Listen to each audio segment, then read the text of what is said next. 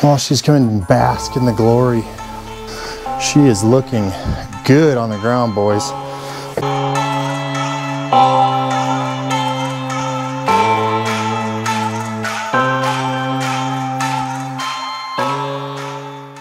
All right, boys, we are back and we're on the old GT 100 here. Kind of see this is buffed through a little bit, just wet sanding here. This still has the orange peel, but I'm slowly working through wet sanding everything just to get that orange peel off, and it's gonna look really good. We need to, I don't know why they call this the build season. It's winter. Maybe it's people not in Utah, but it is super cold. Just went through the holiday season, so we didn't get a whole lot done on the truck here recently. We have been working on the old OBS, just kind of dailying it, to be honest, working through some little things that are kind of broken, fixing, but I need to get some space for that truck to get in the garage when I do want to work on it. I have some door hinges and some other miscellaneous different things. As we start acquiring those parts to convert that to all-wheel drive and put an LS in it, and hopefully independent rear suspension, I want to get some space in the garage. So, and to be 100% honest with you guys, the motivation, I want to get the front fenders on, the grill, the front fascia stuff, and get this back on the ground so it kind of looks like a truck. It's going to be going to upholstery here shortly. We still do have to build the rear bed section and fill in some metal back here just for the rear wheels so we have coverage in the fender wells and cap this all in. We're going to do the exhaust again. I already built the exhaust once. I wasn't super happy with it. I just want to make sure I have the quad tips in the back, which I know we do.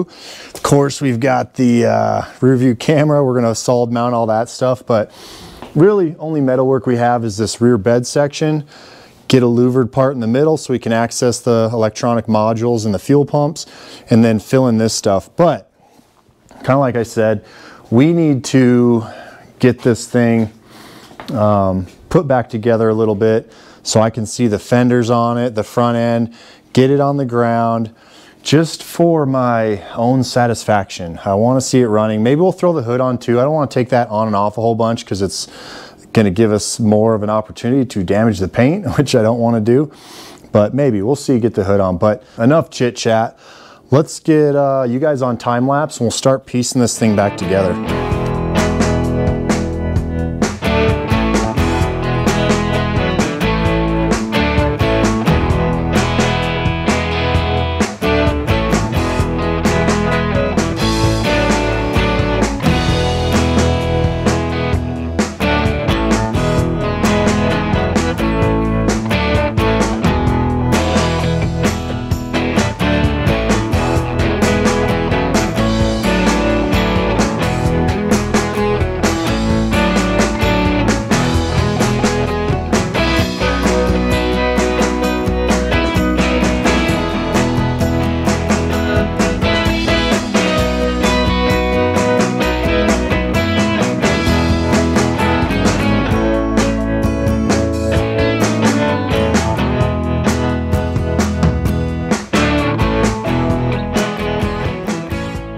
So we got the front clip on, short the hood, we got the front fenders, grill, upper grill, bumper.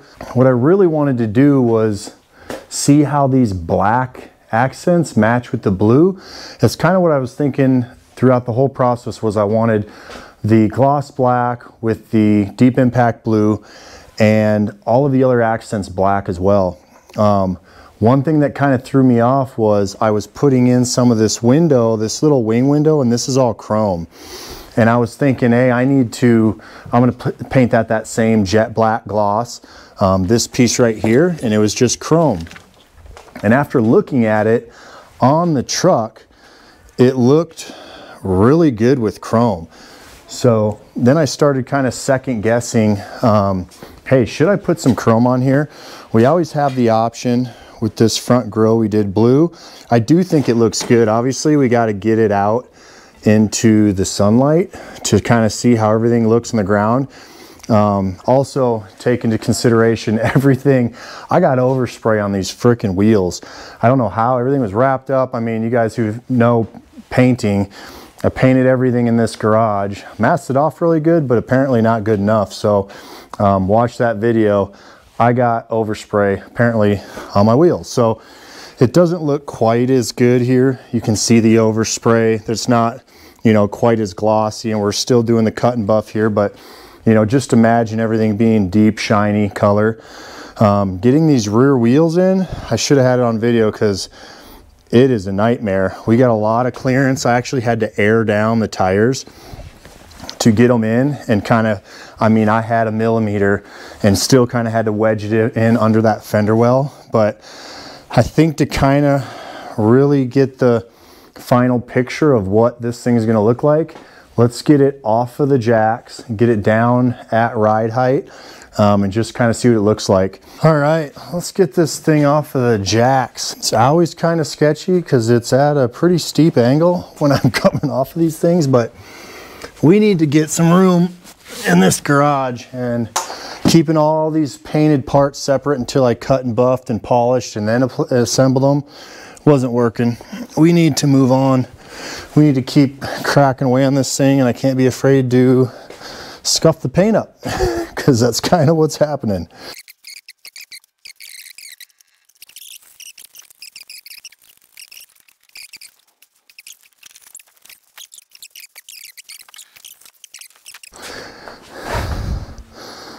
Oh yeah, I am a happy camper. That looks good. I'm excited to get this thing cut and buffed and out in the sun. It's going to be amazing. So maybe get the hood and let's start fabricating that bed section up so we can get this baby going, get to the upholstery shop. We have got to get started tying in all the metalwork here from the Mustang Unibody. You can see the kind of structure we built with the 1 3/4 DOM tube, tied into the shock towers, runs into our seatbelt bar into the cab. That runs down the A-pillars. Everything's good and structural. So I just want to plate this off. So obviously you can see the rear tires here. We got to complete this fender well so we don't get mud and junk and debris up into this area that we want to have enclosed off. So we need to cap up this area, cap the center, and then the end here too. It's not going to really be structural. You can kind of see the cage and everything from this rear subframe is also tied into the bed here.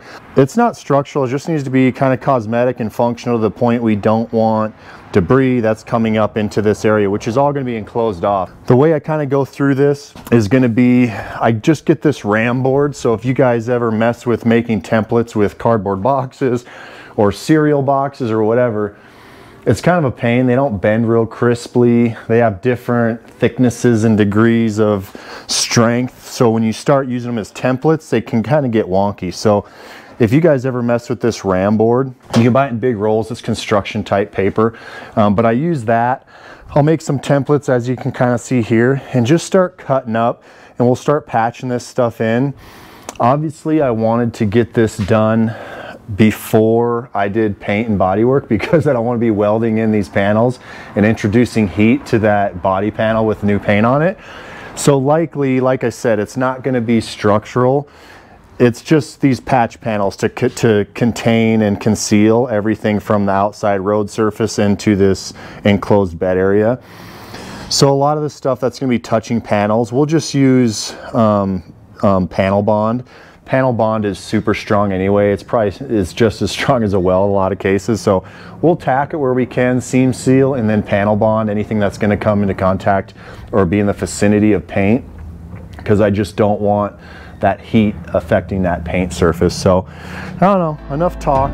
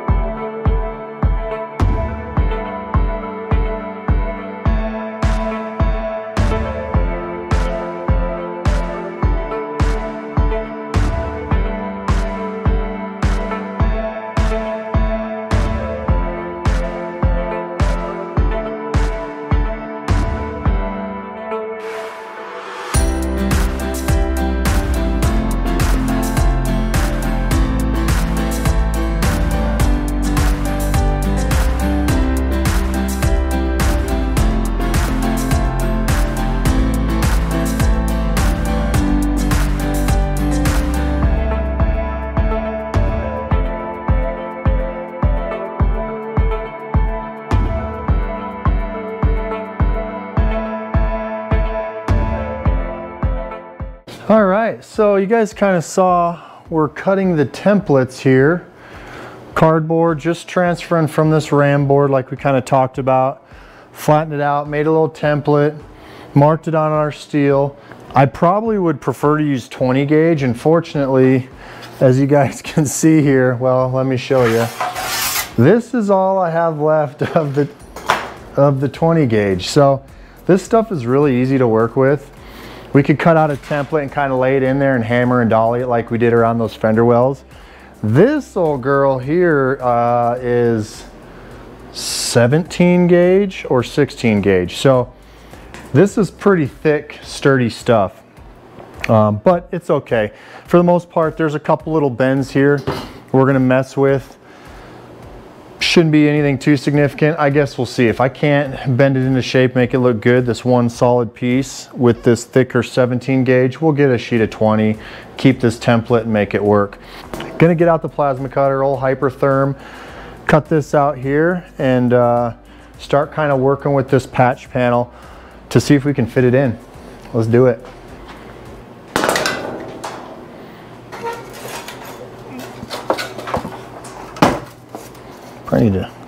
We need air. You know, honestly, the plasma cutter is really nice, but most of the time I'm using cutoff wheels and angle grinders and things like that because it's just way more precise. Kind of get a shaky hand, but for nice big templates like this, the plasma cutter is definitely nice, for sure. Oh yeah, I can keep that straight. Let's give her a go.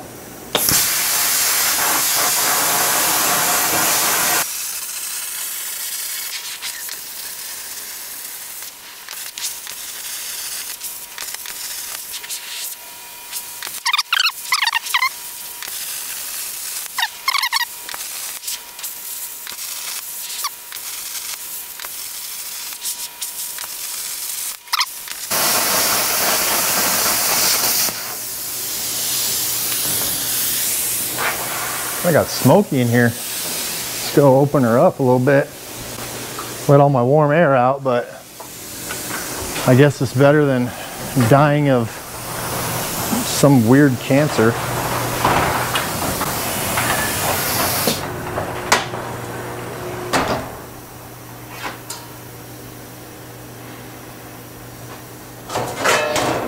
And voila, we have a little wiggly template here, metal, and this is a thick old girl, so I'll probably just clean it up right now on the belt sander, straighten all these edges, and then kind of look at the template and start bending it around and getting it fit in there. See what we gotta do.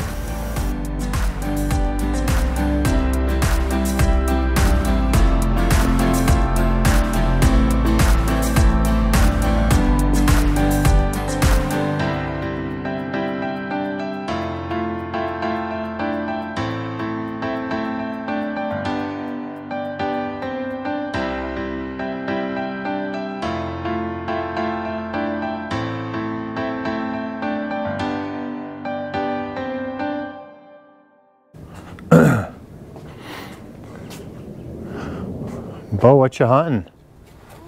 What you hunting? Bad guys? Okay. All right, boys, we have to take a little break from the GT100. We got her on the ground.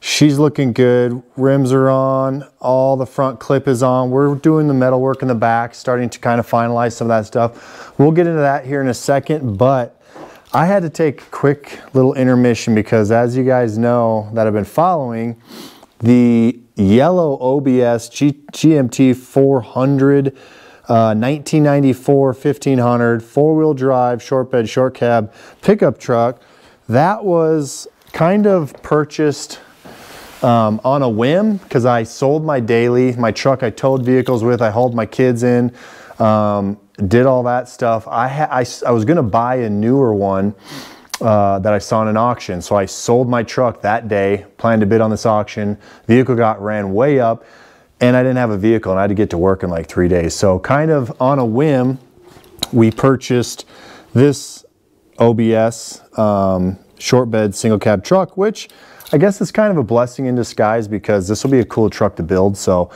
but it is not fun to drive, especially when I have 3 kids. I can't fit them all in here. This can't really tow my trailer. So we've been looking for a daily and I found one. So, and I have to make some modifications here right away. So I wanted to show you guys before I did that what we're dealing with. So everybody behold the GMC Denali. So a little bit bling bling for my liking. It's got some aftermarket rims. Hear me out, guys. Here's the benefit of, oh, Charlie, what are you doing out here? It is cold out, by the way. It's like 5 degrees. So here's a quick little rundown of the Denali. So those of you guys that don't know, this is a 2007 GMC Yukon Denali. These vehicles are great cheap dailies. Great for a lot of things. Great little hot rods too. They're super cheap. I'll kind of go into just real quick the specs of why I bought this. One, I needed something to tow a trailer. This is a LS based V8 Gen 4. It'll definitely tow a vehicle. We'll get to that a little bit in depth here in a second because it's a 07, which in 07 and 08, a Denali was kind of a unique engine, and this one has it, which was a big reason I wanted to purchase it. So, but it's an 07 Denali. They're 6-speed, has a ton of seating for all my kids. They're really durable. They're LS engines, which are durable. Gen 4, kind of unique engine. It can tow my trailer, it can haul all my kids, and it's comfortable. You know, it's got heated seats, all the amenities. It rides really good. You can put 1,000,000 miles in these things if you take care of them, and this one was pretty well taken care of by the looks of the interior, because usually interiors on these are hashed out and all the little knick-knack stuff is broke, and this one was actually in really good shape. So the one thing I don't like is our G-Rider rims here. So a lot of Denalis come factory with 22s. These are not factory 22s, they are 22s. They're like KMC, you know, I don't know, whatever, big baller chrome rims. So not a big fan of that. I do like on my dailies a lot of stuff that kind of looks factory but cleaned up a little bit. So I got some factory 22s for this in the back here. Me and the little man I'm responsible for took a trip about an hour south of here and bought some takeoffs, some OEM takeoffs. I'll show you that in a second here. But the plans for this, we'll probably do a few videos on some random little things, you know, maybe lower it and just get the ride height correct and fix a few things here and there. But let me show you really the biggest benefit in my mind to having this Denali. So it's got 160,000 miles, paid $9 grand for it. So you can get these from anywhere from, you know, 5 to 10 grand, but this one was in really good shape. So the interior is spotless, everything works, which kind of led me to believe why it was, or led me to the conclusion that it was just really taken care of, because a lot of the wearable stuff that's easily broken there's really nothing broken on this. So the important thing is this, like I was saying, let me show you guys something. We all kind of know this is a 6.2 liter in the Denalis.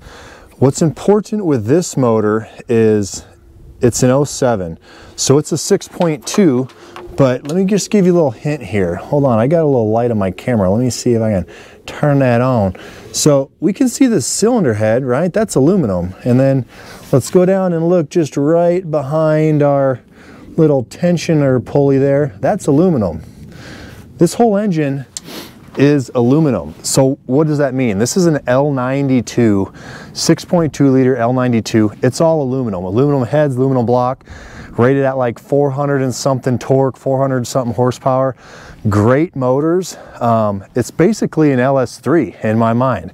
So I mean, different camshaft, probably different heads, a little bit different compression. So the LS3 has more horsepower, but in reality, we could do a cam swap on this. It has no DOD, which is those, we all know lifters on displacement on demand or active fuel management on these engines is horrific. They start to wear out and those lifters stick and then you tear up your camshaft. So did not want DOD or AFM. It doesn't have that. It does have variable valve timing. So we can delete that and throw a cam in there and probably add 100 horsepower just a cam, which is crazy, but we won't get to that yet. The main reason we bought this was I needed a daily that could haul my kids, that could pull my trailer, and that was comfortable. And I want to hot rod it, you know. Everything I buy I like to kind of tinker with, so, and this is a good candidate for that with the L92 6.2 liter, so I think it's a good starting point. I just want to give you guys a little heads up. Oh, let me show you the rims. I don't know if you guys can see that, but they're kind of slick. They're in really good shape, and I think they won't be quite as, I won't look like I'm selling drugs in this thing. So, oh, one thing that is funny is this tint. I don't know if you guys noticed. The tint is so dark, you have no chance of seeing anything in here. Even seeing outside of this thing is kind of difficult. But here's the really funny part, is let me close the hood so you can see. The tint, the windshield is tinted. Yes, the windshield is so tinted you almost can't see in the windshield. So that's impressive, and I don't have plates yet because it's, you know, temp takes for 30 days. I'm gonna for sure get pulled over for just the tint, but let's get some different rims on here, and this will be a future project with some, you know, cleaning up the daily a little bit. But I had to give you guys a little bit of a sneak peek on that, and let's get back to the GT100 because that's what we're all here for. Where's Bo? There's my big dog. Sup, Bo? We got to get this truck finished. Did you eat your Mickey D's? Mm-hmm. Atta boy. All right, tell everybody bye. Bye. Say get to work. Get to work. Just give it one more little shot here. No, I'm trying to do this with one hand. Okay, so that's out. Kind of had to chalk these when we lifted the back up. We may have to check pressures on these, but they look pretty good. Yeah, dude, that looks good. All right, boys, well, we've made some progress with the patch panels here. You guys kind of saw we were cutting out our RAM board, templates, cardboard, fitting it in, cutting it down with the bandsaw and all the other tools we have, and fitting everything in. So I just kind of put a protectant over the metal after I had the mill scale all taken off, so it's not going to flash rust. What I was envisioning with the seam sealer, you can see I just sealed all the edges. I used panel bond like over in this edge here, along the body here, and here, just because I didn't want to weld anything over there with the paint and the heat for obvious reasons. But used panel bond on there, and then everything else was this heavy bodied seam sealer that you can kind of see everywhere. The goal or the intent was, if you see this factory seam sealer, it's like thick, like it's almost sound deadener. You can see like they spray this like sound deadener stuff all over the place. I was thinking that was kind of what I got. I got some good product, but I wanted to have this real thick factory style seam sealer or sound deadener, whatever it is. I mean, it's on the seams all over the body. You can kind of see, you know, like it's everywhere. So I was trying to look and find the correct seam sealer that was really thick and I could just lay it on everywhere through here. As you can see, not really what I got there. It's kind of shiny. I mean, it's really thick and good heavy bodied stuff. It's all 3M, and any of you guys know that buy 3M stuff, it's expensive, but it's also great quality. So overall, it looks good. We've got everything kind of seam sealed. We have the elements contained here. We got it patched up, got it seam sealed. We'll probably get underneath and seam seal some stuff too there and just make sure it's all really clean and tidy. But let me know, this is what I used. So this was heavy bodied seam sealer. Definitely didn't come out like that foam type, you know, thick spray. And then this was the panel bond I used, but with their nice little gun. So I mean, it's real quality stuff. It's going to serve its purpose with just sealing those seams and bonding everything in nice and tight, just really, again, to keep all the elements out. So hit this point, we're good to go. Next step is we got to build this bed. I did think I was going to reuse my hinges I had some old shock tower, or I mean hood hinges. So you can see these are kind of cool hood hinges where the angle, how they raise and lower, it kind of scoots it up like this. which is good because on these louvered beds, I can butt the steel right against here and it'll louver out. Whereas if it's just normal and the hinge is here, it'll lift up and lower the actual bed frame down and like start hitting bars or hit the cab. So I think the geometry on those old hood hinges should work, and they look pretty cool once I clean them up. She looks good. I want to see the hood. I want to see the hood in place, and I don't know. Let's get cracking on that rear bed section.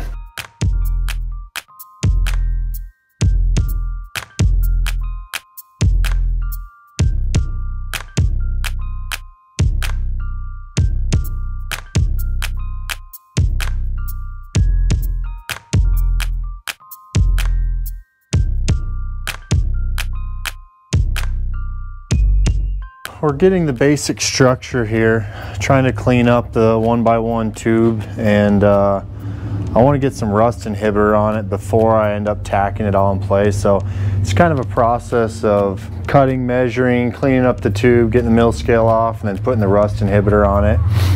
But overall, I think it's going to look pretty good.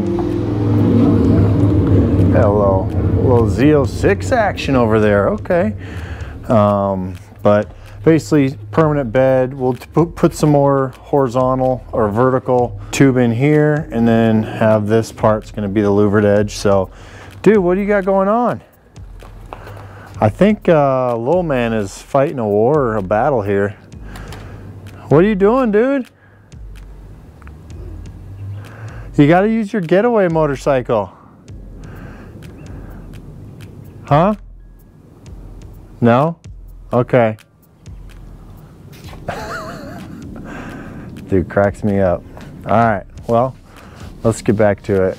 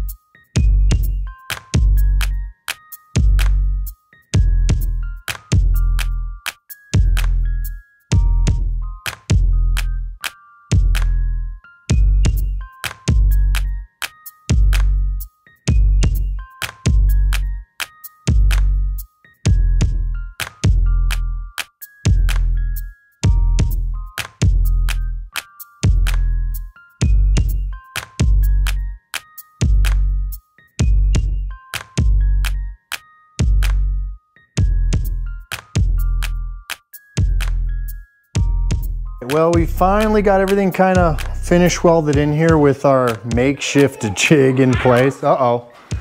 What you doing? He's out fighting army guys right now. We're in Utah. As you can tell, we're beautiful snow here. Supposed to get some weather here over the next day or two, so that should be fun. But we kind of welded in all the seams here. As you guys saw, battery went dead, so but we got all that welded in. We have the clamps down here to just kind of keep everything level and make it kind of haphazard jig with all these clamps for just this middle section here. We didn't clean it up. We can get this all welded in perfectly, let it cool down, and then pull it out and finish weld it, get it back in place, and then start mocking up our hinges and our gas struts, make sure everything's good up and down, and then just start to clean up where we welded here, because we want this surface completely flat. And then I'm going to show you guys what we're going to put for a bed floor. So I've never used it. I actually saw it on another channel. Once we get to it, I'll kind of go over where I saw it and whatever, but it should be pretty cool. So let's let this thing cool today. I got to take some kids to some different sporting functions, so I think that's probably going to end it for today. We've had a lot of weeks go by without putting a video down, so we got a good start. We're going to finish this bed next video, but for now, everybody, thanks for watching, following along, subscribing, hit that notification bell so when I post videos you guys see them, and God bless and long live hot rodding.